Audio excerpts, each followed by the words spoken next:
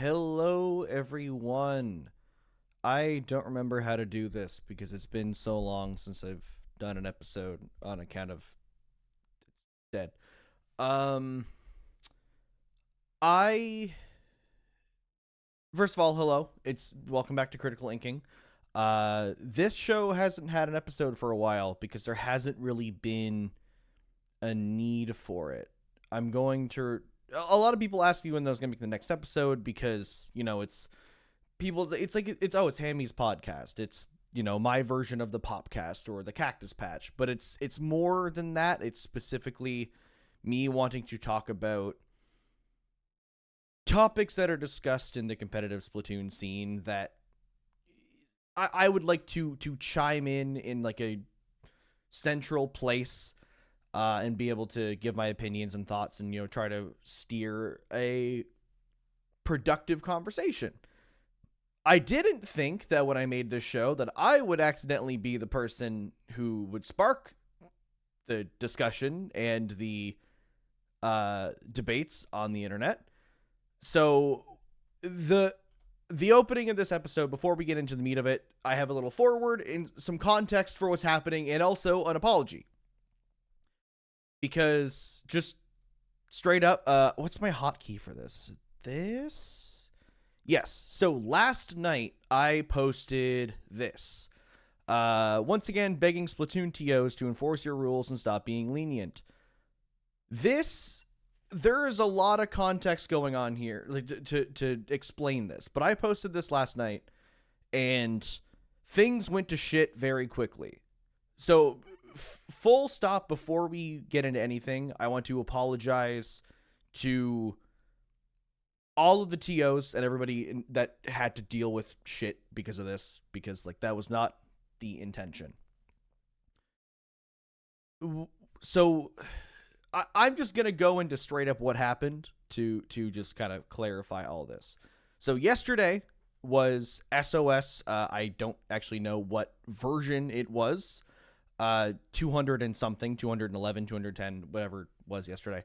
And during round one, our opponent was late, and Sendo added a new timer on the website that is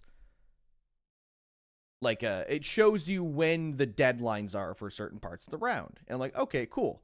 And I have the rules, and the rules specifically stated, if I can zoom in here, teams have 5 minutes to begin their first game after they check in, after which teams are holding up the set will be given one loss, and one loss for every consecutive 5 minutes. This is non-negotiable.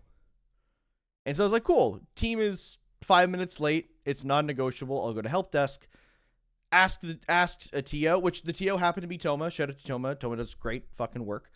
And it was like, okay, well, the other team is here. They're waiting on their fourth, and this isn't going to hold up the tournament, so you play it out. And that's fine. That is the correct decision. That is the correct decision. There's nothing wrong about that. There's nothing wrong with any of that. But that caused me to think about other things. I went a train of thought. Even I was talking with my team out loud, in comms, and we talked about, other experiences at tournaments and other things about rules and rule booking and being late and all these different things, and other teams, our team, a discussion. And I posted this with no context during the tournament, not targeted anybody or anything, and then didn't think about it. I closed Blue Sky, didn't check it.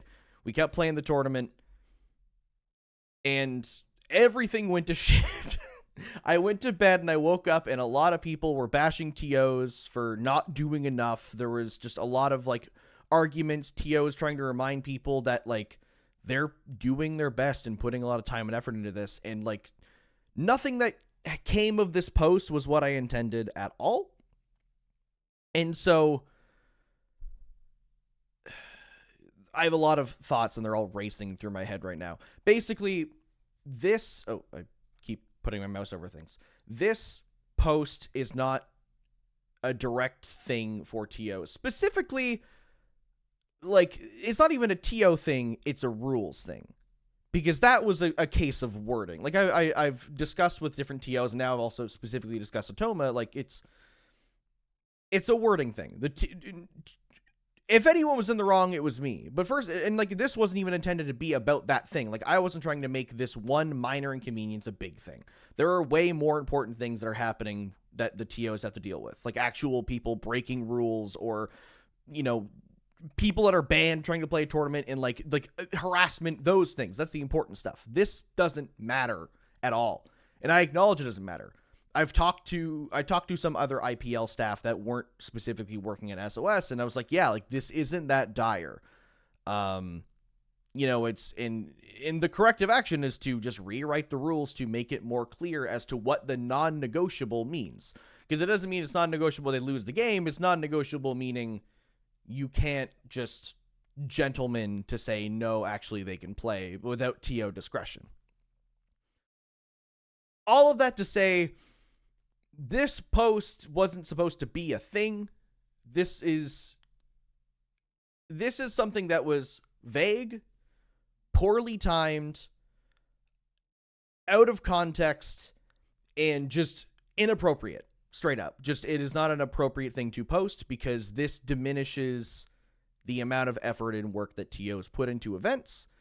And ultimately, again, like the reason I posted this is like it's snappy. It's you can post this as like this is a social media post. This is not an accurate statement. Is what I think the root of this is, because my grievances here is not with the TOs themselves, it's with the rules, and it's this whole thing. But it kind of leans into today's topic, because since I posted this, it kind of spawned a whole discussion again about TOs and rules and rule booking and player conduct and all of these other things. So that's kind of the topic of today. So in recap, I don't know how well I've worded this. Again, this podcast is entirely unscripted. So this is all just what's in my head. So again, just apology to Toma specifically, and then all of the other TOs that had to deal with shit the last less than 24 hours because of me making a poorly timed and vague, out of context statement on the internet, because I forget that social media is not just a void you say words into. It is a thing with people listening and ready to bandwagon on anything they can to utilize it to push their own message. And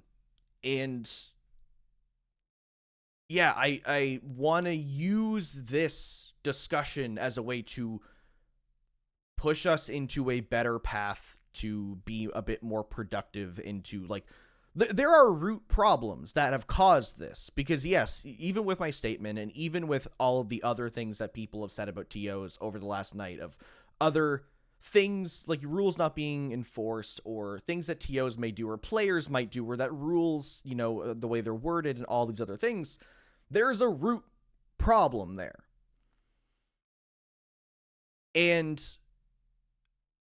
from my perspective, I think the easiest way for us to look at what this root problem is, or sorry, before we go to that, I just wanted to, other thing I forgot to mention, I'm very frazzled today, is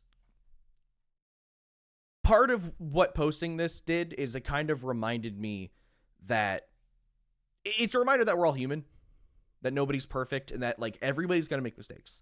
TOs make mistakes. Players make mistakes. Commentators can make mistakes. Streamers, everybody involved in everything, not even just Splatoon, are going to make mistakes. And all we can do is apologize, own up to it, move on, and learn and grow from them specifically. As much as today has been stressful because I've been dealing with, trying to atone with all my friends that are TOs and my basically like my Splatoon coworkers, people that I work with on a frequent basis, because I didn't intend for what I posted to, have the repercussions that it did.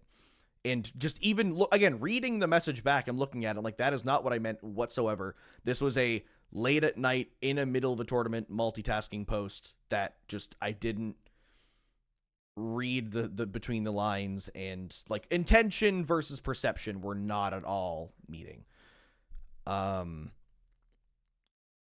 And so I'm hoping that, yeah, we can use this to move forward.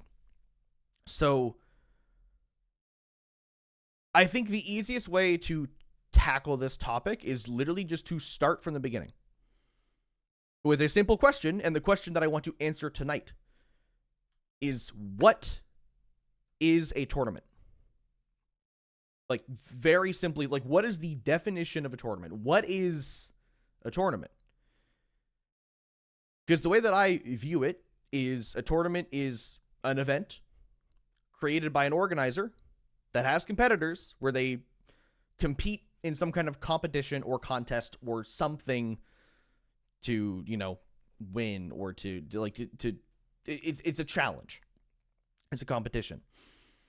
And of course, for a tournament to work, it needs rules. What game are you playing? What event is it? What is the format? All of these things and rules and regulations and guidelines that make it an event.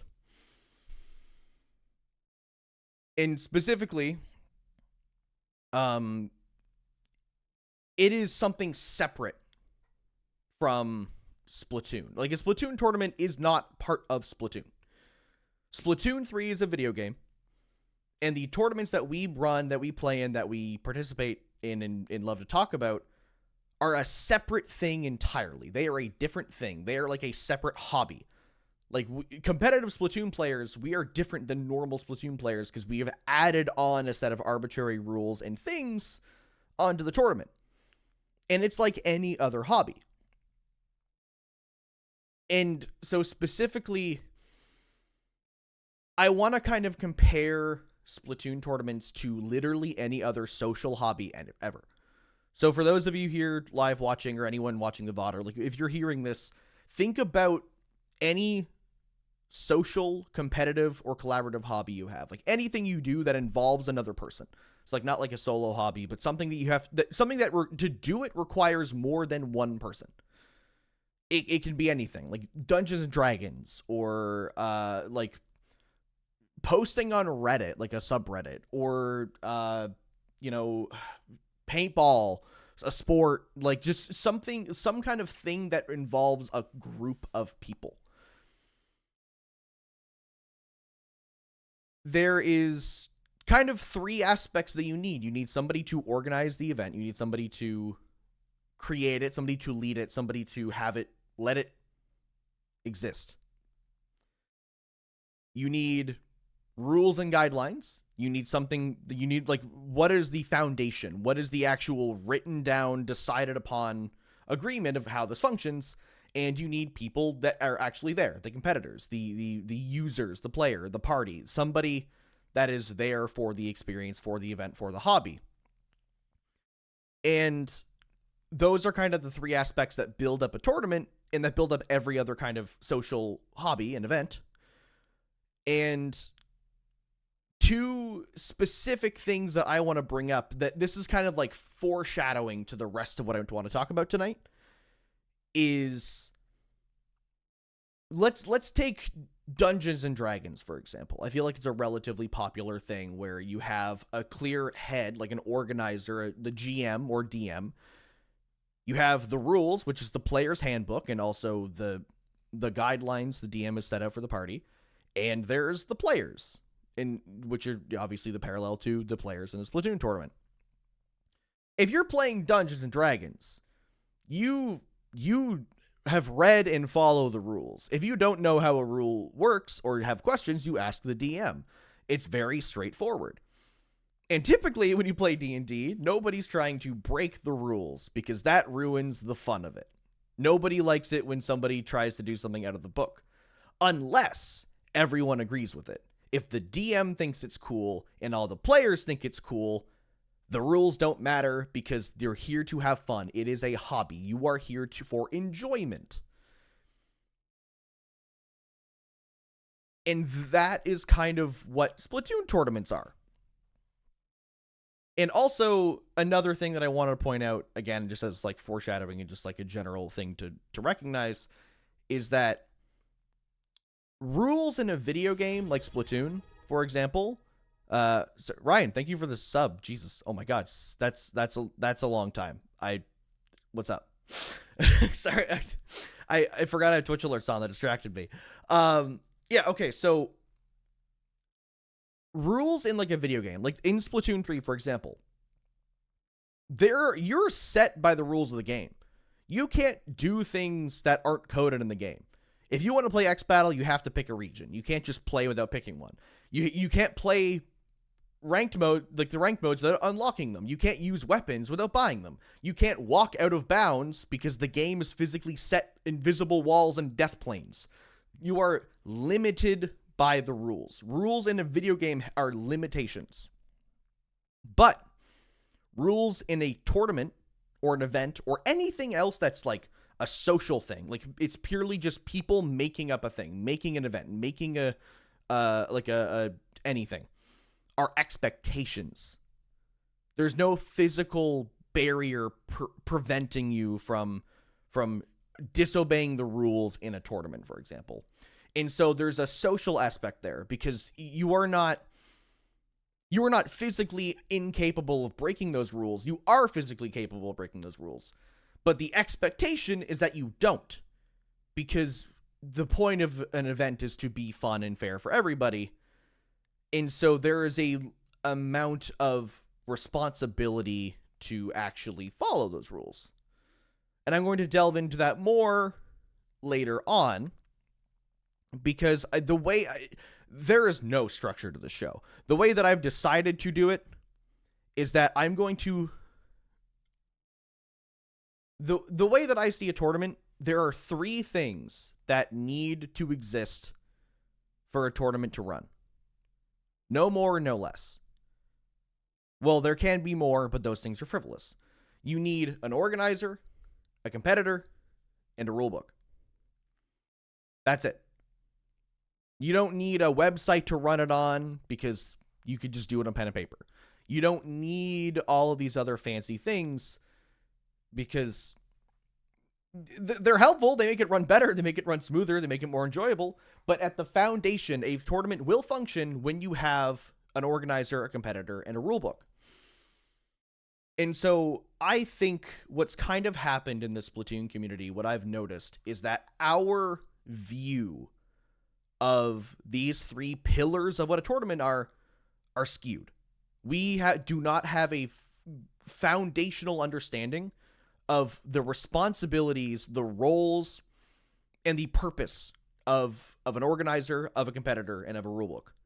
And so I wanted to kind of look at those 3 things as 3 separate topics today and ramble about them and talk about what I think the responsibilities and, obligations are of these 3 components. Because I feel like that's not a discussion that's happening enough. And people just make a lot of assumptions as to what a TO should do. And there's no expectations of what competitors should do in this scene at all. And nobody ever talks about rules. They just talk about getting rule booked, but they don't talk about the rules themselves. So that's kind of the plan today. Once again, in the chat, feel free to talk about the things I'm talking about or anything related to tournament structure and player conduct and TO things and rule books and like anything surrounding tournaments like this. I want to just spark productive, constructive discussions that are going to actually help things out, because the topic that everyone's talking about right now of like, oh, TO should work harder and be more strict and not care if players are sending them death threats. It's like, that's a discussion that's happened multiple times before. It doesn't need to keep happening. Because every time we have it, it's not even a discussion. It's just people bashing TOs for no reason. And then we watch like the hardest workers and the most thankless people. And like the TOs in the scene are like the people who spend the most time and energy and everything. Like I commentate. I don't do anything. I show up day of. I talk about the game for 2 hours, leave, and then I get new followers on Blue Sky. I didn't do anything. I just yapped. I didn't put weeks of effort into making the tournament and writing the rules and making the format and seeding and dealing with all the help desk shenanigans before and the day of and dealing with all the stuff afterwards. And like, there's so many things to deal with that just aren't even necessary because we shouldn't have to be at that point where all this shit happens. But TO's already put in a lot of work, and I don't think that the rules and that the players are putting in enough work in return. Because ultimately, like I said, we're the 3 pillars of a tournament. And the TOs are putting in this much work and at the top, and the players are putting in nothing. And so I wanted to talk about just what the responsibilities and in like just obligations should be of these different things. So I guess first we'll kind of go in like the order of like how you have an event. And the first thing you need is an organizer. What does the organizer do? What is the point? What is a TO's job? And from my perspective, again, I'm not a TO. I've TO'd in other games that aren't Splatoon, and I hated it, and it's not my thing. And that's why I have even more respect for TOs in Splatoon, because I know how much it sucks, and I'm never doing it again. But a TO themselves, they're just here to... They're here to formulate the event. They have an idea, and they want to implement it. They want to create a thing for players to enjoy, for spectators to enjoy, potentially even. It's just they're just creating something. Making a tournament is an art. I think I talked about this on another episode of Critical Inking, as I'm having flashbacks now. But yeah, like making a tournament is basically an art form, because you are creating something from nothing. And it is unique from all of the other things that exist. And they have to write the rules. They have to create a foundation for what is this going to look like. And a lot of that is collaborative. TOs can just make an event, but are players going to like it? They have to collaborate with players, with their competitors, to say, what do you want? What is the reason I'm running this tournament? Ideally, a tournament is usually made to fill a hole. You know, I'm looking at like Super Jump. You know, IPL brought back Super Jump to create a regularly scheduled and predictable major for the scene. That is the point of that tournament. You know, for Low Ink, when, you know, it was kind of the original plan was to make a monthly tournament for low level to play against low-level teams, and then every other tournament ever decided to become a low-level cap tournament. I don't see the point in it, because we kind of have one. Now we have 30 of them. Some of them don't really add a lot of value, but it is what it is. So TOs, their job is to create and make and maintain, manage, and run the event. And in the name, organize it. They are a tournament organizer. That is relatively straightforward. And nobody here is going to question that. That is just kind of self-explanatory. I don't think I really had to say all of that, but you guys need to bear with me here. What I think the problem is that in the Splatoon scene, the expectations for TOs are too high.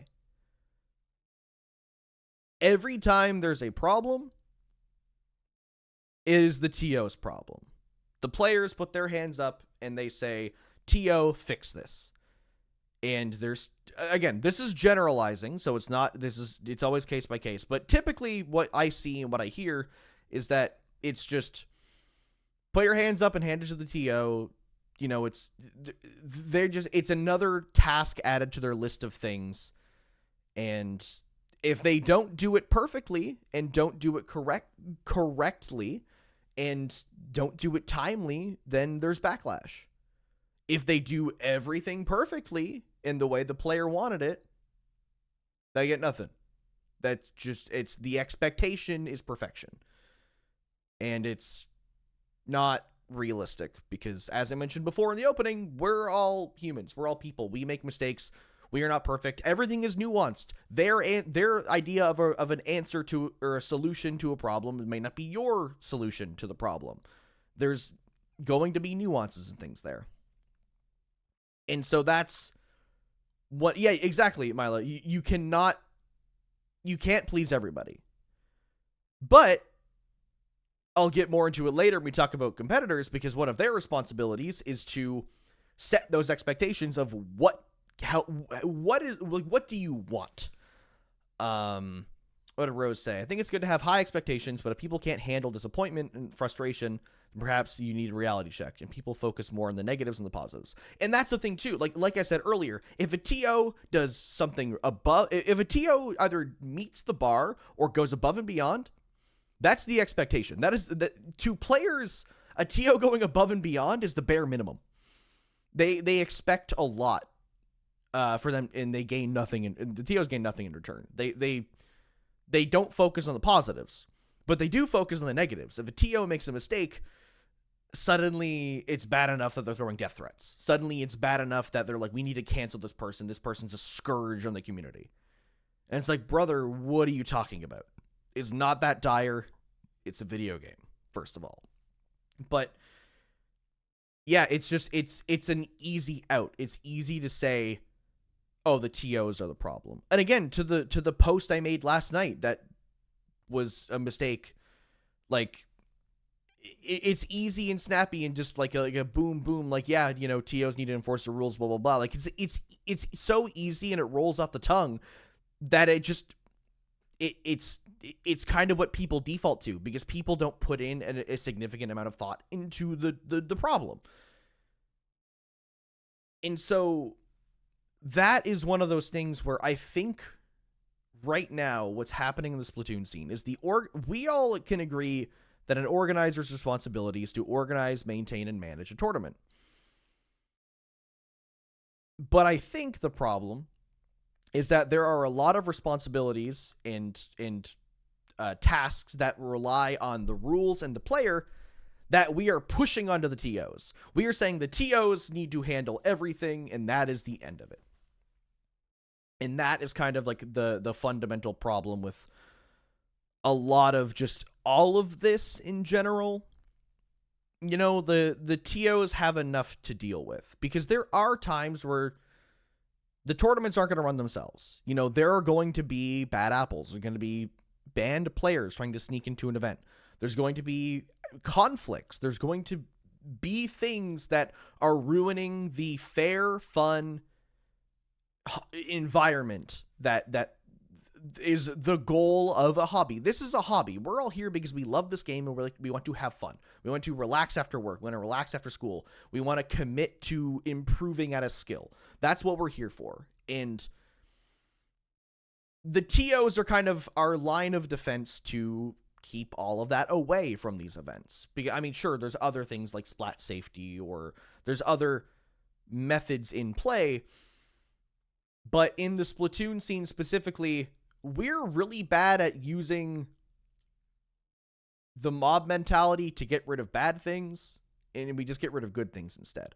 You know, if somebody who does something that's bannable shows up in the community, people post about it, but we don't group together and work as a community. But as soon as a TO makes a mistake, suddenly everybody's like, yeah, like, screw this guy. Like, it's one of those things that we don't really utilize our mob mentality very well. But that being said, I mean, there's not even like much else to say about the role of an organizer, because yeah, that honestly, that's the entire statement. The 6 said right there. Be nice to your TOs. Like, that's it. And that doesn't mean thank your TOs, like, you know, salute and say, good job, you ran a good weekly tournament. Be nice to your TOs means be patient, be respectful, don't like provide feedback.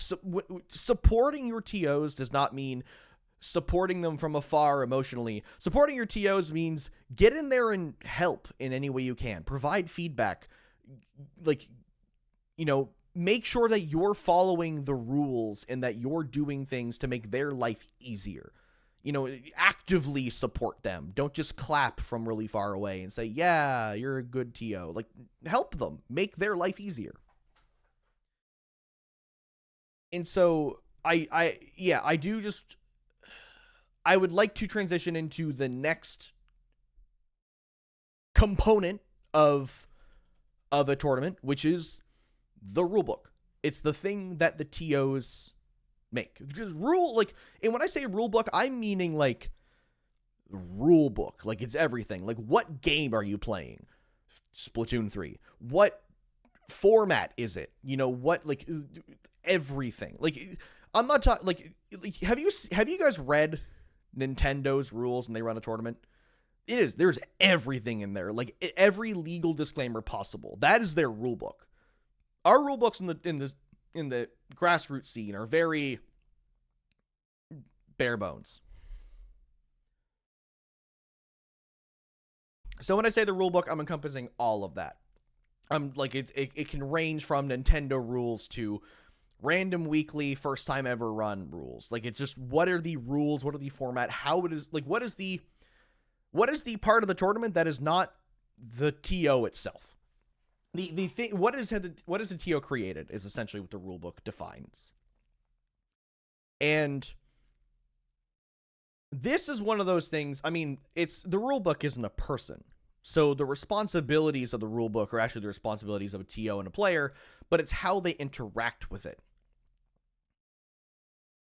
And I think there's a couple of components of that need to be discussed, because I'm going to make a statement here, and I don't think it's very bold. I don't think a lot of people read the rules of tournaments. Specifically players, like mostly players, but like there are times where I do go to a tournament and I ask a question and the TO doesn't know the rules. This isn't common, and obviously you're not going to memorize the rules, but like there have been tournaments in the past that have just copy and pasted their rules from a larger org. And I'm not saying there's anything wrong with that. You can do that because tournaments can have the same rules. But if you're going to copy and paste it, at least know what they say. And in general, like, it's like, so here's the thing. The reason why all this happened in the first place is because I have the neurodivergent brain that likes exact instructions and rules. All of you may find this insane. When we play, I've been on Low Sinklings for almost 3 years now. When we enter a tournament, when we sign up for a tournament, before the event, I open up the rule book and I read it like a book. I read it because the way that my brain works is that when a TO makes a tournament, like I said earlier, a video game has limitations. A tournament has expectations. The rules are inherently different. So when I join a tournament, the way that I view it is that the rules that have been written is a list of expectations that the TO has for all players entering the event. To the point where if there is a rule that does not meet your criteria, you should not be there. The easiest answer easiest example, div caps. If you are a high level player, you cannot play low ink. Because the rule is that it's only for low level players. And everyone's on the same page with that. But for some reason, most other rules in tournaments, people aren't on the same page. And that's what frustrates me as somebody who likes rules, is that there are rules that people aren't reading, that people aren't enforcing, that are just misleading or aren't worded concisely.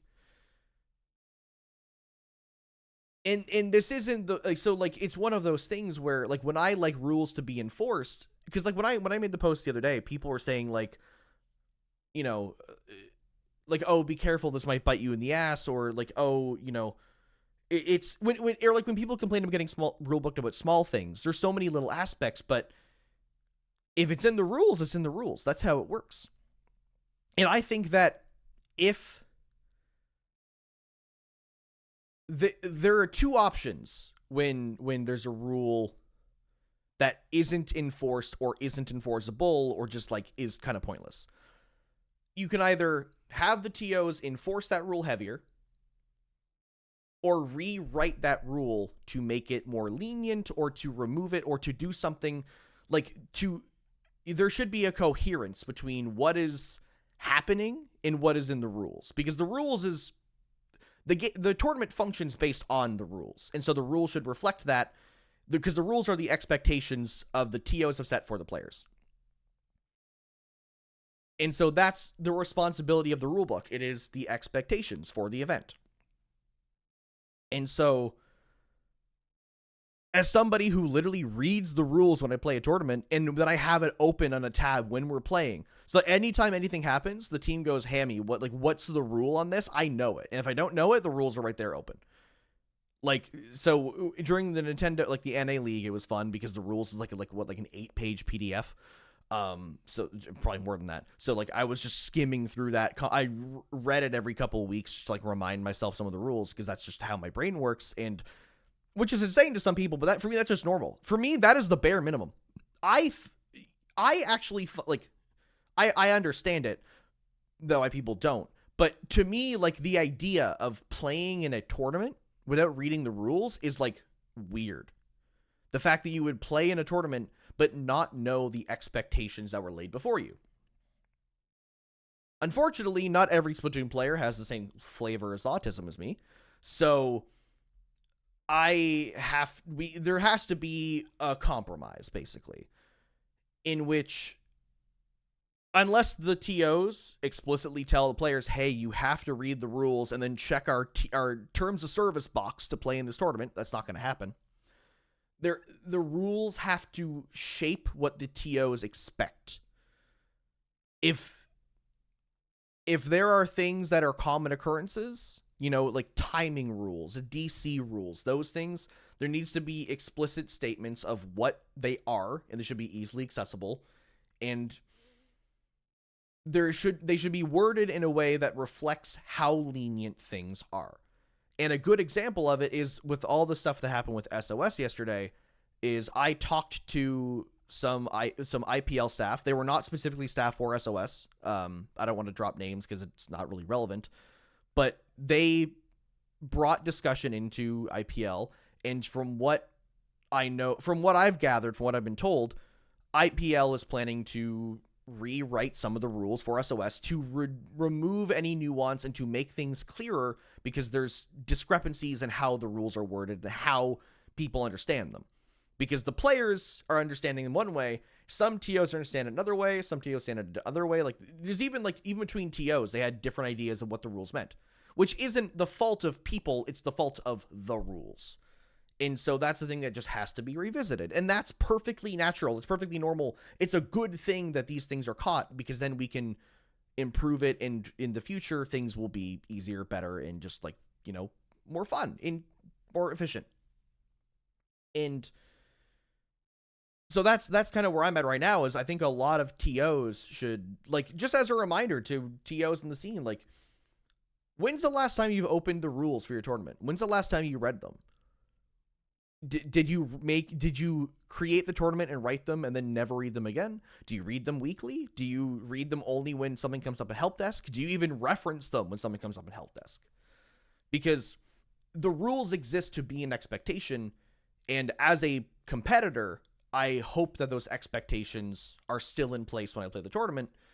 And as a TO, you should hope that your competitors follow those expectations so that everyone's on the same page and that there aren't any unnecessary things popping up. Because a lot of the time, too, people don't intentionally break the rules. There are obviously bad apples, that people that try to, high-level players who sign up to a low-level tournament. People who are splat safety banned, trying to sneak in with aliases. There's all these things. There's going to be bad actors. But a lot of people who break the rules just don't know the rules. Or they just, whether they don't know a rule existed, whether they just don't care enough, it's a lot of it's not intentional. And so I think that there are efforts to be made by both players and TOs to make the rule book better. Because obviously TOs have to rewrite the rules, but the players, like us, the competitors, need to voice concerns with the rules, ask questions as to why the rules are like this, and asking questions in a not accusatory way. Don't look at a TO and say, this rule is stupid, remove it. Say, I like to play devil's advocate a lot. I'll be like, okay, but what if this happened? What if that happened? How come this is the way it is? I'm just curious, and I like to ask people. I ask way too many questions, and it annoys the hell out of people. But I like people to have to explain their reasoning and prove that they've actually thought the process through. Because there are times where I ask people a question and they go, I don't know. I didn't think that far ahead. And I do it too. I will make a statement. I will make a claim. I will say something and someone will challenge it. And I go, you're right. I actually Don't know what I'm saying. I'm talking out of my ass. I'm just making a bold, profound statement and don't mean anything by it. Again, good example. Thing I posted on Blue Sky last night. Didn't think that through. People questioned it, and I immediately went, right, you know what? That the way I worded that was not at all what I meant to say. Rose says, you can always go to a TO and say, this is how I'm reading the rule. I'm understanding this how this is meant. Yeah, literally, just communicate like a normal adult. Ask a question in a non-accusatory way. Ask a question in like a genuine, genuine curiosity. This is like, hey, I read this. Am I reading this right? Because when you ask it that way, you are saying, hi, I respect the rules you've written, and I'm curious to make sure that the way that I interpreted it is correct. Instead of going, hey, your rule's stupid, fuck you. Do it my way. Because then it's like, well, nobody wants you here, man. Get out of here. So, that's kind of where I'm at with, the rule book. Because, again, as somebody who reads the rules for every tournament I sign up for, there's a lot of times where I look at a rule and I can just tell it's not going to get enforced. Because a lot of them aren't necessary. Again, the IPL's rule or SOS's rule of that says 5 minutes, no exceptions. And then, no it specifically quotes non-negotiable. And then the first thing that happens when the 5 minutes is crossed is the negotiation. That is not a wrong thing. That is not a bad thing. It makes sense because being a minute later than the deadline when the tournament's ahead of schedule, that doesn't matter. That's fine. That's perfectly fine. No one's affected by that. But then the rules don't reflect that expectation, and that's where the lines get crossed. And so obviously there's a lot of nuance with things, like when rules aren't that dire, things can bend a little bit. And this goes back to my example of Dungeons and Dragons. If you're playing a D&D campaign with your friends and some cool shit's about to happen, you can break the rules a little bit. The DM can break the rules if it helps the narrative. And in this case, the TOs can break the rules if it helps the tournament. But that is their discretion, and that is a case-by-case basis, and it's not the norm. But the rule book should be able to explain and to set boundaries for the vast majority of circumstances. And that's where I kind of sit with that. It's a lot of rules could be worded better. And like I said, it technically is a responsibility of the TOs because it's their rules, but players also need to voice their concerns about it. One of the things that I did, so I keep going back to the post that I made last night, but again, that's kind of what sparked all of this. And there's things I was going to mention about it at the beginning of the episode that I forgot to, but on the outside, people saw me nothing. They saw me post that and then disappear. What actually happened was I posted it. It was about something completely irrelevant to SOS, because it was a culmination of different experiences that I've had over the last 3+ years of playing competitive Splatoon with this team, and then posted it poorly timed. And then after I posted that, I talked to IPL staff about this rule and said, there's a discrepancy here. And they said, yeah, that's kind of weird. And then now there's an effort being made to change it. I followed through with the concern and voiced it to the TOs in DMs. But since that's not public, everyone just saw it just kind of ran with other bandwagoning shenanigans. But so that's one of the steps you have to take is voice your concerns in a constructive manner. Don't bash a TO on Blue Sky. And also don't make it look like you're doing that, like I accidentally did. Again, millions times sorry to Toma. Toma, you're fucking awesome. And also handled this very well after the fact. But I don't even know where I was going anymore. I can't script things for shit, and also when I ramble, I lose what I'm talking about. But at the end of the day, rules are the expectations the rules are the expectations set by the TO for a player. And so rules should be constantly changing. I think that tournament rules should be updated over time as things change, and players should be expected to keep up with those rules. And if a player should not be forced to read the rules, but if you didn't read the rules, you can't complain about jack shit. Like, I'm almost tempted to like start a tournament that has some like batshit insane rules, purely for the fact that I know people won't read it.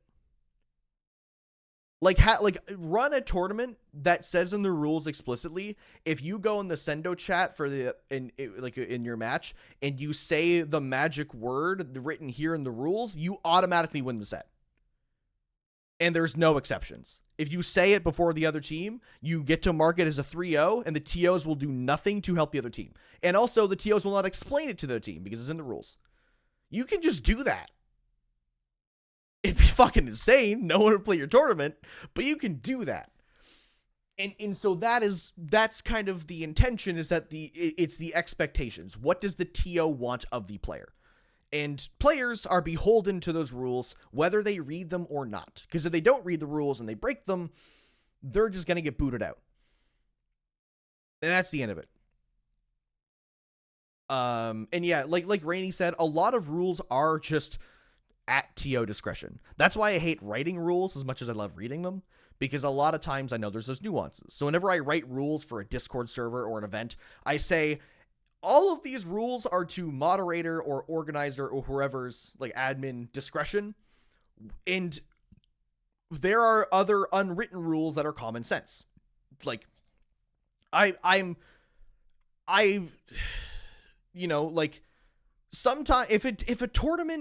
if the rules for a tournament doesn't explicitly say to not say slurs, you're probably still not allowed to say a slur. That's a very extreme example, but you know what I mean.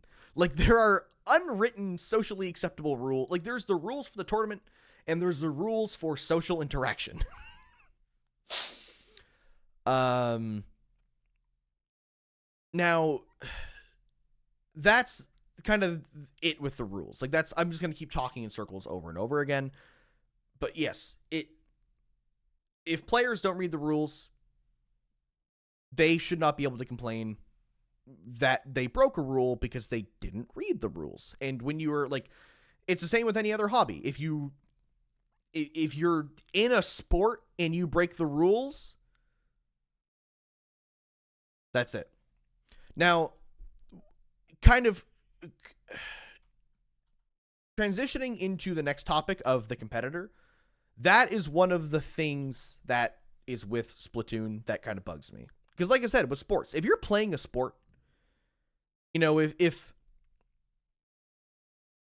you play any sport and you break a rule, the referee says, all right, get out of here. Or red card, or I don't know enough different. I'm trying to think of different sports and what happens, but like, you get a penalty, you get a card, you get some kind of timeout, you get like a warning or something, or just kicked out of the game, depending on the severity of it. And obviously, yes, people complain about the rules because they want to win, but the word is law. People, when in other things, like if you're playing, again, I keep going to Dungeons & Dragons because it's a really good example, because Dungeons & Dragons is a fun social thing, and so is Splatoon. If you break a rule in Dungeons & Dragons, you look like the fool. It'll be pretty rare to have a Dungeons & Dragons table where a player breaks the rule, the DM says, no, that's against the rules, and all of the players go, this DM sucks. That should not be a rule, blah, blah, blah, blah, blah. And then, like, hate the DM. No, they're going to look at the play, and if the player fights back, all the players are going to look at them and go, why are you trying to ruin the session? Why are you you're making this not fun? But in the Splatoon scene, it's the opposite. If a player breaks a rule and the TOs enforce it, a lot of other players, this isn't every scenario, this is a generalization, but a lot of other players bandwagon and be like, no, yeah, I agree with them. And it's one of those things where, like, God, again, this is a general statement, which I shouldn't make general statements because the general statement's what brought this whole fucking discussion into question. Splatoon players are spoiled. I've played a lot of competitive games. I've been in a lot of different communities, and Splatoon, the general Splatoon competitive player is more spoiled than like any other community. Not in terms of like, oh, we have like an esports scene with millions of dollars in it, but Splatoon players get away with so much with so little repercussion. It is actually insane to me. And because they've been spoiled, it's the case of like they always want more. They're never satisfied. We get treated above average and we act like we're getting treated like shit. We give so much shit to TOs. We ask for so much and we give so little in return. And that's just become the status quo. And yeah, like Doc said, social media does so much to poison this without even noticing. Like I didn't even read my post twice when I posted it yesterday because it was a social media post. It's like it had the vibe of a social media post. And it's not the kind of thing I would say to a TO ever. It's like, no, because I think the rules are the problem. There's nuances, all these other things, but social media, it's nice and snappy. You want to make something that's kind of like clickbaity. You want to like post things and that people are going to like it and agree with you. It's that you know, the dopamine feedback loop. And you know, we're at a point where just Splatoon players have become spoiled and it's all they expect. They have no expectations and they don't really put that much back into things. Kind of going back to what I talked about in the beginning is that organizers, rulebook, and competitors are the three pillars of tournaments, and they should all be at an even level, holding up a tournament on the pedestal, but instead it's the TOs doing all of the work, holding all the weight. The rulebook is trying its damn best, but it's not there yet, and the players they're just not even trying. And so I think that competitors for Splatoon have a lot of responsibilities that we aren't fucking doing. And that's kind of this is the main takeaway of the entire episode. All of this is preamble to lead to this. Like, as much as it's important to talk about the three pillars of it, because I don't think I've ever heard anybody mention that before. Like, it's kind of a thing that I kind of made up, and it's bullshit, but it is true. Like, there are three things that need to run a tournament: an organizer, a rulebook, and competitors. Like, you don't need anything more than that. You can run an event with just that. And if you have any less than that, you can't run a tournament. Without an organizer, the event doesn't exist. Without the rulebook, there's no guidelines, and, like, without a rulebook, I could say, I'm not even playing Splatoon 3. It's not the rules. And without a competitor, the event is just an idea. It's just a theory. It's just something that the TO thought up and isn't actually a reality. So without any of the three, you can't run a tournament, and you don't need anything else to have it function at its core. And so I wanted to discuss that idea, that theory, and then kind of talk about each topic, leading into what the responsibilities of a competitor are. And I'm going to specifically retitle this thing, but I didn't type it out. Responsibilities of a competitor. That's not the save button. There we go. We're doing it live. Can I go play Overwatch at a Splatoon tournament because the rules said it couldn't? Exactly. And that's why, like, as much as people bash Nintendo's rules, like, cough, cough, don't wear a Splatfest tee, they're thorough. They've got all of the legal information there they could possibly need to make sure that you do nothing against the rules. And they can easily say, you broke this rule, you're out. And I respect the hell out of that Nintendo has all those rules. I mean, they have to. It's a actual real company. It's not just a grassroots organization, but you know, if they explicitly state in the rules you have to play Splatoon 3 on the current update of the game, that then, like, you know, they've explicitly stated their expectations legally.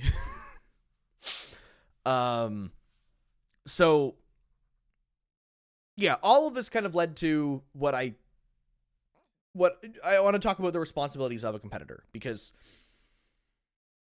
ultimately a competitor, the event is for us. TOs don't make an event because, I mean, they make it because they want to, but they make it because they want the competitor to have a good time. They want it so the spectators have a good time watching. If it's a live event, the gain that TOs get from a tournament is from other people's enjoyment. They want to make a piece of art for the consumer, the competitor. And so, as a competitor, we have to cultivate the tournament to be what we want it to be. If there's a tournament, a very popular tournament, like a week, like SOS, because it's a weekly tournament. It's a popular one. Everybody's played in SOS at some point or another. If you don't like SOS, there are two options. There are three options. You don't play it,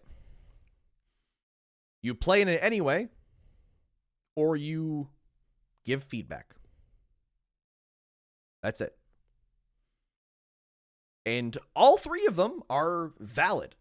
If you don't like a tournament, don't play in it. You don't have to. There's millions of others. If you don't like it, but there's nothing else good at the time slot, play it anyway. Who cares? But just suck it up and live with it. You know, not everything has to be perfect. If you were, I forgot the third option. Yeah, and then the best option, the best option possible, like, I'm not biased, but biased, this is the most constructive way to do it, and the way that people should be doing it, is give feedback. Explicitly say, in a non-accusatory way and not attacking people, say, I don't like this thing, and give reasoning. You know, just point, if, like, again, example, if the rules are not to your liking, you say, hey, this rule has nuance in it. I read it this way, but it's actually supposed to mean this. Maybe we should reword that. That is constructive feedback that lets the TOs make the event better. And then you as a player now enjoy the event, and now you're having more fun. The TOs have an easier time because future people won't have the same problems as you, and you just improved everything overall for everybody. The rules have improved, the player's experience has improved, and the TO experience improved. Everybody's happy. But the issue is that with Splatoon players is it doesn't seem like we've really gauged that responsibility. It seems like when people don't like a tournament, they either don't play in it, which is valid, or they play in it but complain on the internet. And that doesn't help. You know, I saw specific posts from TOs on Blue Sky this last day saying, give us your feedback, please. We need it. You need to tell us what's wrong. We can't run it, because, like, they're not psychic. There is no perfect way to run a tournament. That's why every tournament is different art style for their logos and things, and like screen graphics, different rules, different formats, different skill levels, everything, because everybody has a different tournament they want to play. And so you need to help the TOs understand what you want in shaping that tournament. And obviously they're not going to make changes for a single person. I'm not going to go to the help desk of Low Inc and say, or the feedback forum and say, you should include all skill levels. I think Low Inc would be more fun if everyone could play. They're not going to accept that idea because I'm the only person who will have ever said that, and that's not the goal of the tournament. But if every single person who's ever played Low Inc said, hey, I can't even think of an example. Like, I'm using Low Inc as an example just because it's the first one that came to mind. But if every single person playing a tournament one week said, hey, this sucked, like this specific thing, like this was bad, the TOs can go, oh, yeah, we're going to change that because nobody liked it. That is how shaping a tournament works effectively. You know, it's you give feedback, and then the TOs learn, okay, the general consensus is the community, the player base wants this to happen. And so we will do our best to make that change. And that is a huge responsibility of competitors, is just to give feedback. It's not rocket science. I'm a hypocrite because I usually don't give feedback, but also I don't give feedback because I don't care enough. I play in a lot of tournaments, and I'm fine with most of them. Most of my feedback for tournaments is the time, but that's because I'm in a late time zone. That's a skill issue on my part for living in Canada. If I can just not play in those events because the majority of people are available at time. And the TOs would have to, like, the TOs can't change the tournament to fit my schedule because there's other dozens of people playing in it that are in different time zones. It is what it is. That's the thing that I just have to live with, and that's fine because my expectations are not up here for most tournaments. They're at a modest level because I know what it takes to make a tournament. Also, Neptune asked what exactly happened last as what's the cost TOs to comment on it. A lot. I don't even know the full story. I made a statement yesterday that was poorly worded and poorly timed and just like vague, and it caused a lot of backlash because other people bandwagoned off of my post after I went to bed to be like, yeah, I'm discontent with the TOs. And I think other things also happened to happen last night that like there was like other like little things that aren't really that big of a deal that kind of just like everyone compounded on. But the TOs were dealing with actual real problems in the background, like non-publicly, because it was a non-public thing happening. And it just kind of spilled over. It's one of those things that the timing was poor. Everyone was just kind of in bad moods and stressed and busy. And then there's just like this whole, it became a whole thing. A lot of it, there was no specific occurrence realistically. Like a lot of the specifics don't really matter at the end of the day. Like a lot of them are just, this team was late to a set, but it was fine because it didn't slid in the tournament, so it doesn't really matter. But what matters is what's culminated from it itself. And I guess if you want to, I talked about my specific stuff at the beginning of the VOD. If you want to go back and watch that later, like it's one of those things. What did Rose say? Nice for the POV, someone giving feedback. The TO's taking your feedback and decide they want to change something, then you know the tournament isn't for you. And that's exactly it. That's why I don't leave feedback sometimes, because I will go to a tournament and play it, and I'll go like, instead of going, wow, this tournament sucked, they should do this, I go, this just isn't a tournament for me. You know, the timing is wrong, or like the format wasn't like, you know, my thing. But it's not even like this format is bad, I should tell them to fix it. It's no, they wanted this format. Like, this is the goal of this tournament does not align with what I wanted to play. And so like that's just a case where I just won't sign up again, because this tournament is made for other people, not for me. And that's perfectly fine. That's the point of having so many tournaments, is that there's tournaments made for other people. You know, SOS is a tournament that we play in every week because it's like we want a consistent weekly that we know the structure.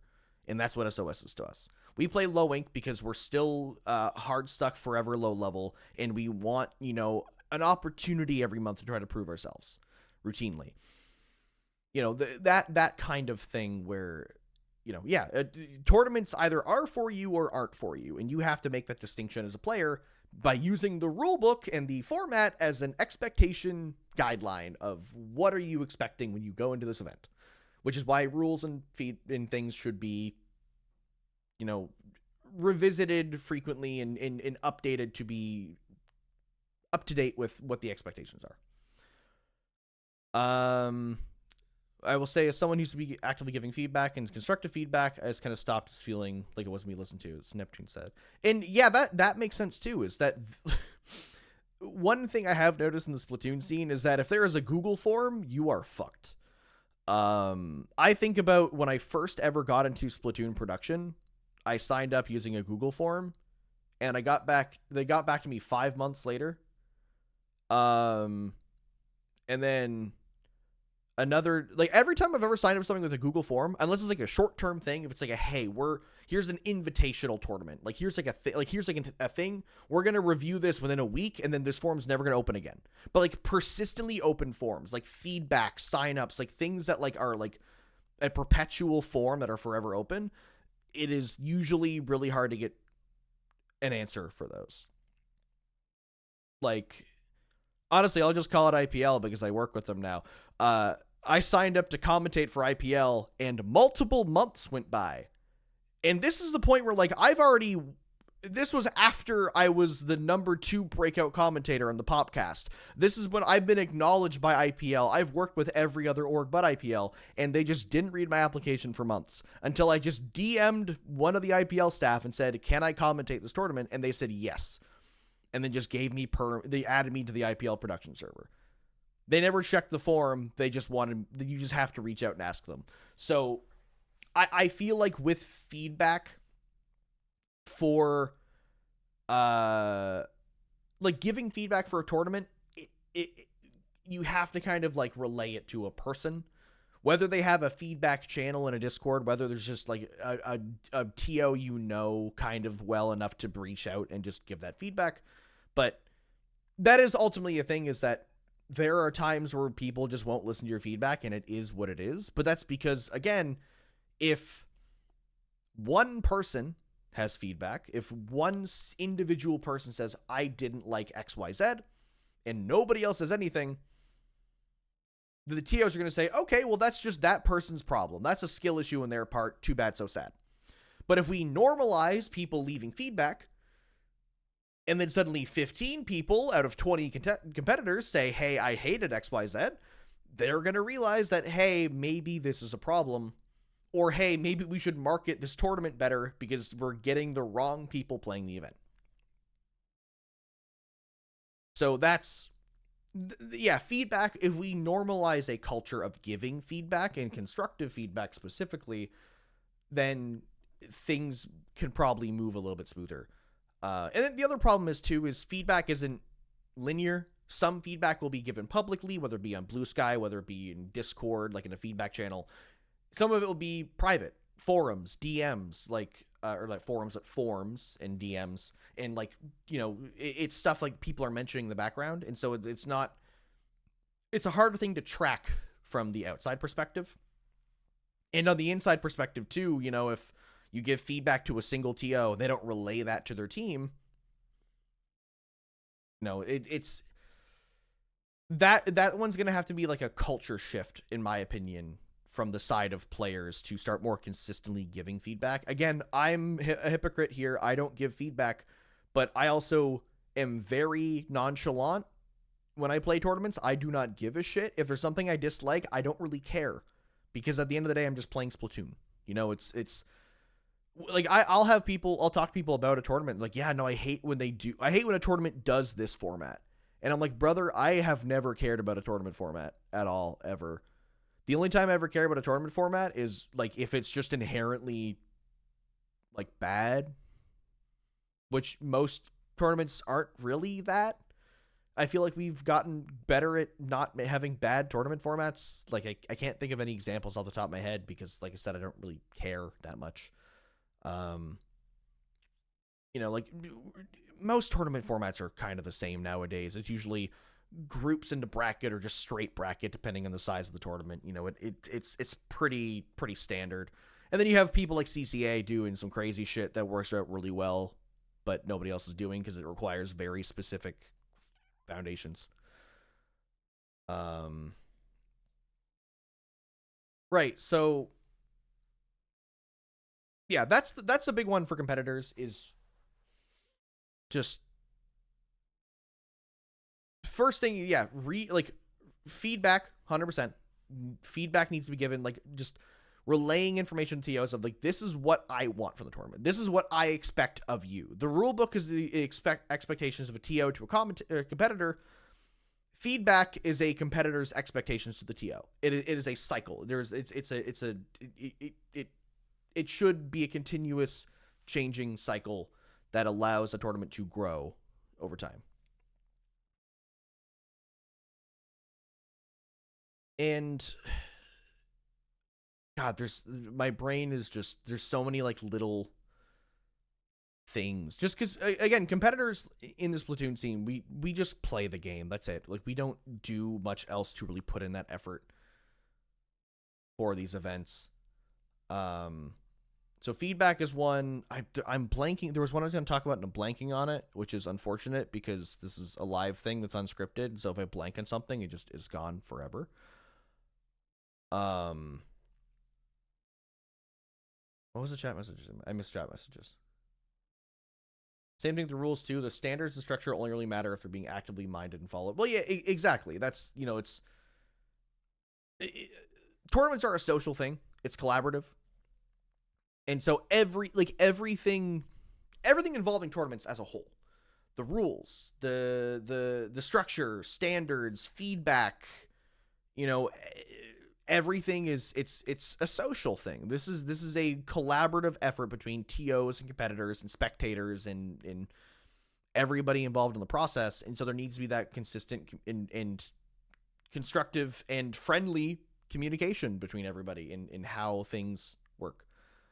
What do you think we can do as competitors try to hold each other respectful standard? Yeah, that's one that I want to talk about, is just player conduct as a whole, because there's a culture of just bashing TOs when they're not above, when they don't surpass your expectations at every given moment, and encouraging players when they do things that aren't great. Like, again, the post I made yesterday, a lot of reposts, a lot of likes, even saves. Who saves stuff on social media? What's the point of that? And I'm like, I looked at that and like, I said the wrong thing, but everyone was like, they bandwagoned on it. They're like, yes, we agree with this. Like, they're like pushing that up on a pedestal. Like, yeah, Hammy said the good thing. I'm like, I didn't say it. I mean, I agree with the original message of it. I just don't agree with the actual wording of it or the context or the timing of it. But it's the only way to answer Rose's question is, the only way to hold each other to a respectful standard is just to hold each other accountable. It's accountability. That's all it is. I used to be a frat guy, and our main catchphrase was "Be your brother's keeper," which was to keep everyone accountable at all times. Is as soon as you see something being done wrong, you call them the fuck out by name, in public. Say, well, that's a lie. It was usually like in private. Like, it's like pull them aside and say, hey, this is not cool. And that's what you should be doing. But at this point, we need to be more aggressive. We need to start publicly calling out people for their bullshit, because people have been publicly shaming TOs too long that now we just have to publicly shame the players and kind of whip them back into shape. Because, yes, the more productive and the more constructive way to do it is to privately pull people aside and say, hey, I have complaints about what you said or what you did. Like, I don't think that was right. But that's not the culture we have. It's somebody says something on social media, someone replies on social media, or even worse, somebody makes a separate social media post complaining about the other one without replying or quoting it. So they're separate things, and people only get half the story unless they're following both those people. And it's just it's not a productive loop. And so it's pulling people aside and saying, hey, that wasn't cool. It's calling people out and taking your own accountability. Again, I made a post. People said, hey, that shit doesn't fly. And I went, oh shit, you're right. And then I've spent all of today talking to people, trying to asking questions, having discussions to try to improve and work on things, work together to find solutions to these problems, and apologizing to people, atoning for stuff. It's taking personal accountability for things that a person does, but it's also holding others accountable, actually speaking out against what people are saying and being brave enough to say that wasn't cool. And that's something that I want to do more so going forward, is that when I see people, I'm a lurker ultimately. which is a really funny thing to say as somebody who has Twitch affiliate and who commentates and who like does a lot of front facing things, because like in person, like I like talking, I like rambling, I like being face to face with people and doing this kind of thing.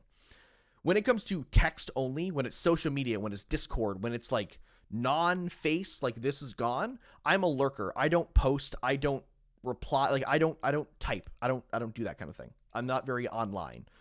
And so I'm bad at calling people out on their bullshit, because when I see somebody post something insane on social media and then everyone's bandwagoning it, I'm not going to post about it because I don't post about anything. I usually only post once every couple of weeks on my social media accounts. I don't reply to things. That's just not me. But I want to force myself to be better at that, to just call out bullshit when I see it, or at the very least reach out to people and start that discussion of, hey, you said this shit on social media.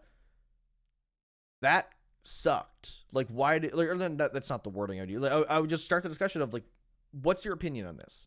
Or, as the way that I always do it, play devil's advocate. Say, okay, but what about this? What if this was the scenario? What if you were in this person's shoes, etc.? I'm missing a lot of chat messages. God, that's so much words. You guys are typing so many things. But I mean, that's also, see, that's the one thing about critical linking too, is that like I encourage people just to use the chat for your own shit. You guys can have separate conversations that are about all this stuff in general, and that's why I'm so little, because I want the chat to be bigger, because the topic and the chat are the important part. I'm just kind of here for flavor. Ultimately, I want to encourage people to just have these discussions, because I don't want this to be good episode of the podcast, Hammy. That's the end of it. Like, no, I want to make all of you watching, I don't know how many people are watching because I don't have Twitch pulled up, but I want this to inspire people to have those conversations, to then go to social media, go to Discord, go to people, and continue to talk about this. I hope by the end of this, some TO has watched this and went, maybe I should look at the rules of my tournament again. Maybe I should revisit those. Maybe I should ask the player, ping at everyone on my server and say, hey guys, like, you know, remember to give feedback. I hope competitors watch this and go, maybe I should give feedback about the tournaments that I've played in recently. Like, you know what? I wasn't a big fan of this thing that happened, or this rule, or this like part of the format, and I think that it would improve the tournament in everyone's experience, not just my own, if I leave this feedback. So I'm just trying to use my ability of yapping to make other people, to inspire other people to try to push this, because I'm just one person. Even if I start calling people out their bullshit, if I start leaving feedback, that's not going to do anything. This is a collaborative effort. There's a lot of competitors in the scene, a lot of people. So we need more than just individuals. We need group strength.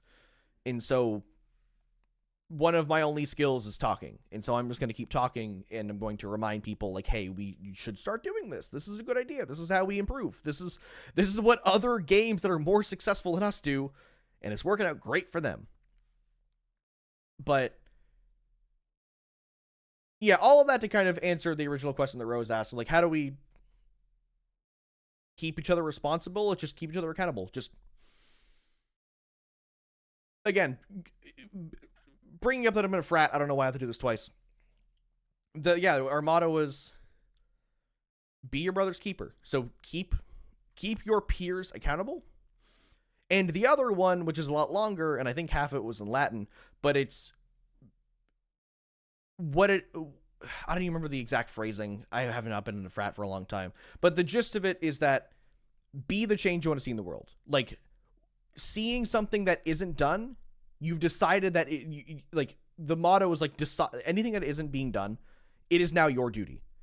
If you see a thing that is not complete, that isn't being done, that is being ignored, take it upon yourself to be the person to do it, because somebody has to. And if you do that, it will make the world or the situation or whatever a better place.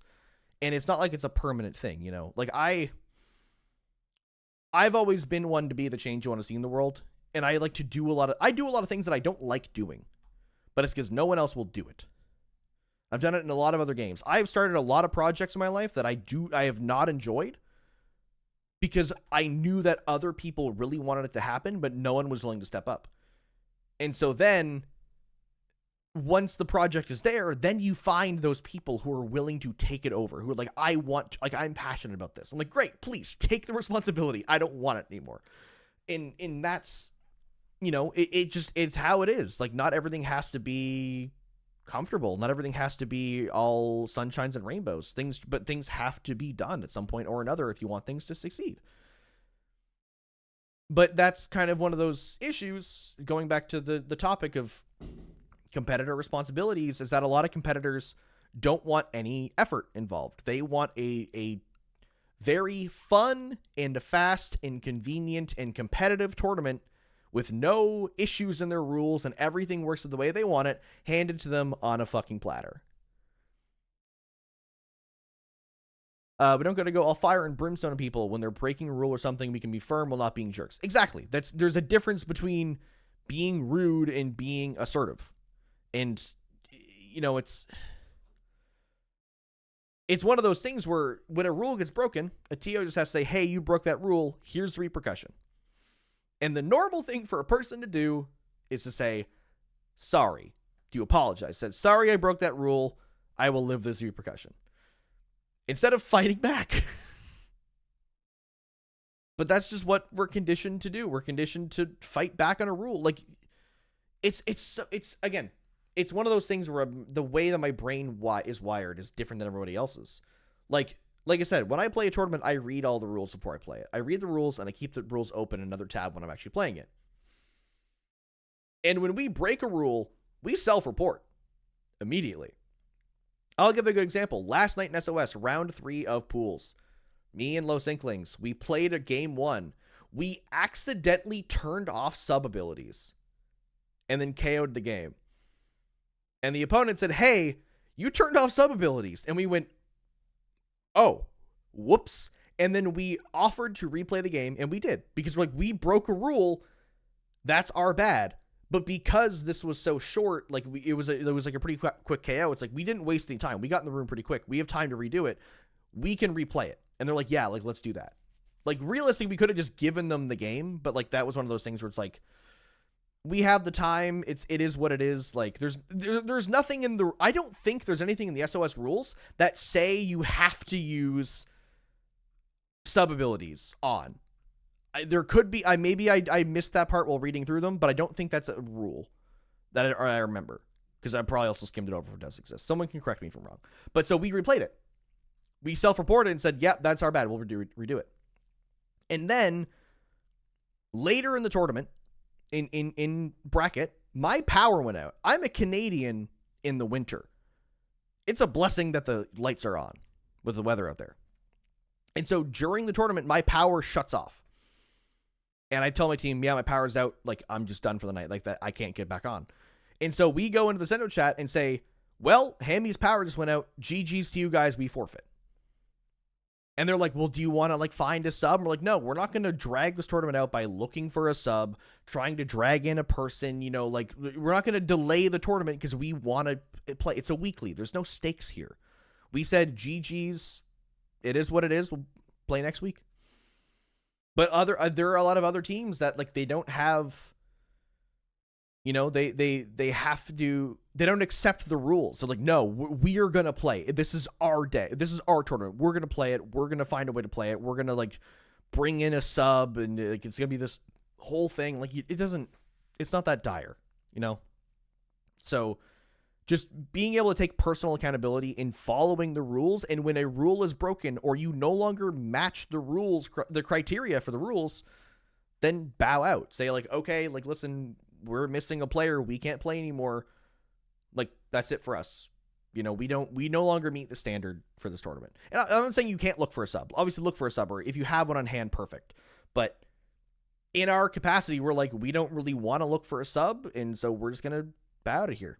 And same with the sub abilities thing is we accidentally set a setting. We're not going to fight this. We did something wrong. And so we're just going to set it right and then continue on. And we just did that. That's just how we've always done it. We're all adults in Los Inklings. All of us are older than mid-20s. We don't care. We're going to play the game right. And if we do it wrong, we're going to own up to it and fix it and then play the game. Still continue just as normal. It's just one of those things. But yeah, like, I mean, Rose and Nox and everybody else, just a lot of good points in the chat. Like, I think Ryan was saying a few things as well. But like the JP scene, it's just a lot of it is personal accountability. That players have to keep themselves accountable, to follow the rules, to be respectful, to do all these things. But there's an inherent notice that a lot of us aren't. So it's kind of up to, I don't know what good way to word it. I was gonna say those of us who are personally accountable or like respectful, but like that's not. I don't want to say that a lot of these people just don't really understand or haven't. It's not a common thing here. Like I said, the status quo is to bandwagon, to complain, to pounce on things. And so we need, those of us who are discontent with that status quo need to start pushing back, need to open these discussions, open these dialogues, kind of show people that there's a more constructive alternative. And so it has to start somewhere. So people need to start just voicing their concerns, because everyone kind of likes to hide. Again, me making a post is what people bandwagoned off of. They need a spark to go off of. And so if we remove those sparks, if we start, instead of, if I posted something more constructive, if I posted something more based on giving feedback and like, this kind of thing, it would have sparked an entirely different discussion than what happened last night. And so like, that's a change that I can make that affects other people. Because if other people are just going to bandwagon what's popular, and what's popular is respect and productivity, instead of being hateful. You know what I mean? Let squids be squids and octos be octos, and I'll try to understand. There's some it went away. Where someone's coming from just for jumping the gun. And that's the thing too. I like, one of the things that happened again with the post is it was not targeted. It was a general statement about tournaments in the past 3 years. But it looked like it was targeted towards a very specific occurrence in help desk. And so people jumped the gun on what I meant. I jumped the gun on posting it in the first place and like making a statement like that and everything. And like, people are very quick to just like jump to a conclusion of like, it's an attack, especially with the history of the scene. I'm sure the TOs have been harassed so much that every time something gets posted, they assume it's attack immediately because they're already on edge of because of all the shit they've had to deal with. And a lot of players assume things are an attack because they're used to seeing other people saying like that's an attack. If you get rulebooked, that is an attack. That's not the case. That's what people assume. Like everyone's on edge.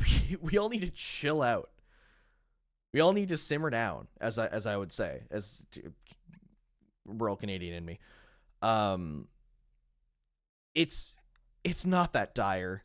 It's a video game. We're here to have fun. And unfortunately, a lot of people's version of fun is everything going their way and no inconveniences ever crossing their minds. And that's just not how competition works. That's not how socializing works. That's why when I talked about the idea of rules and guidelines and structures in every hobby you do, I specified social hobbies. Because if you're doing a solo hobby, you can break the rules. If you're playing a video game, if you're playing video game against people, you have to follow the rules. If you're playing a game by yourself, you can mod it, you can hack it, you can do whatever you want. Nobody cares. You're having fun by yourself. But as soon as there's other people involved, there has to be a level of respect, a level of expectations and understanding and all these things so that everyone is safe, happy, and healthy. So, God, I'm saying a lot of words. How long have I been going for? Like an hour and a half? I do have to cut this episode at some point because there's a scheduled power outage tonight, and I'm also supposed to scrim with my R4R team. So there's a lot more specifics I could be going into with competitor responsibilities.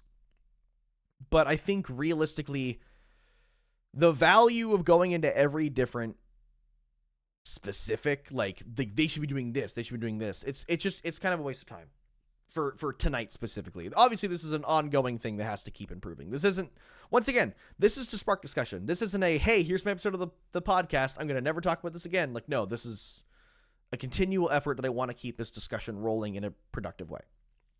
So, players just need to do more. Players do so little to help the scene in terms of tournaments, in terms of like giving feedback, in terms of keeping each other accountable, in terms of keeping themselves accountable for following the rules and conducting themselves in an appropriate way in a social scenario, in not talking behind people's backs, not making targeted comments, like tearing each other down instead of lifting each other up. So players just need to understand that as a part of the community, as a part of participating in a tournament, you are a collaborator. If you sign up for a tournament, you are a part of that tournament. You are, like, you're not a part of the org, but like you're a part. If you sign up for SOS 211, you are a part. You are a collaborator of SOS 211 because you are a competitor. You are a part of the story that leads to how the tournament ends. And whether you follow the rules or whether you break the rules is going to heavily impact how that event goes. So, yeah, just as competitors, we have to do better, I think, is the ultimate statement that I'm trying to get to here, is that there needs to be more respect for each other, more respect for TOs, more respect for themselves. You know, and having self-respect doesn't mean be selfish. Having self-respect means be less selfish. Be self-respectful in a way that, like, don't be an idiot and say stupid shit and, like, bully people and, like, harass people. Have self-respect and be a genuine good person who enjoys this hobby with other people. It's a social thing. If you didn't want to talk to people or interact with people, you wouldn't play competitive Splatoon. You'd fucking speedrun single-player Splatoon or something if you want to play the game. Or, like, just, I don't know, play table turf is multiplayer unless you play with bots. But, you know what I mean? This is a social hobby. There's no other way to put it. It's a team game. Even if, like, maybe if you're playing like Smash Bros where it's single, like it's 1v1s, you could be an asshole and get away with it. This is a team game. You have teammates. There's 8 people per game. It's a lot of people to interact with. So learn how to love each other. God damn, it's not that hard. I think I'm going to wrap it up here because I got to eat food and I got to play the game and wait for my power to go out because of a scheduled power outage. Thanks everyone for watching and commenting. There's a lot of people leaving messages in here, which is very good. That, again, I keep reiterating it during the episode. The goal of this entire show and the reason why I haven't done an episode in months is because I want to talk about things that are debated online and try to quell it, try to help take all the anger and hatred and put it in a productive direction and work collaboratively with each other. So everyone messaging things means that there's more ideas, there's more perspectives, more views, more takes being generated about the thing. And as far as I've seen so far in the 3 episodes of the show, nobody's been hateful at all in the chat. Everyone's trying to actually come up with ideas and ask questions. That's how we solve this shit. We ask questions. We look at people and go, hey, why are we doing it this way? Or, hey, why are we doing it that way? And like, that's how I tackle life. It's the scientific method. You ask questions. You challenge things. Not in an accusatory way, but in a way that is genuine curiosity to learn and to grow. So, to all the TOs, keep doing the good shit. You are doing a lot of thankless work. And you have all of my respect as somebody who used a TO for other games. Specifically to any TOs who had to deal with any bullshit last night. Once again, a million times, I am sorry for sparking what ended up happening.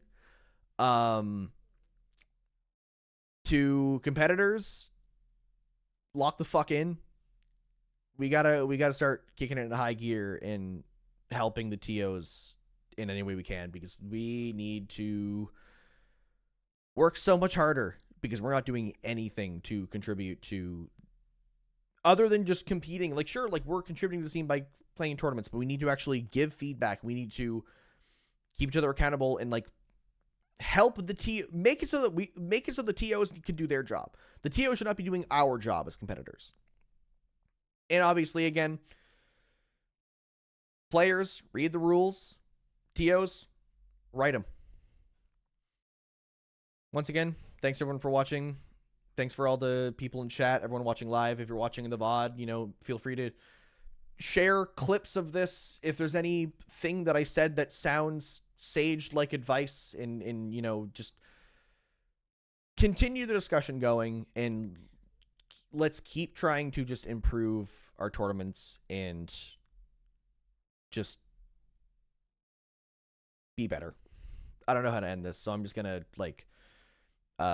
do I even have a goodbye screen? No, I don't. I have nothing for critical linking. I'm just gonna stare at the camera and keep talking for a little bit, and then I'm gonna hit the stop streaming button soon enough, so then eventually it will just kind of stop streaming, and I'm just gonna kind of wave, and you know what it is.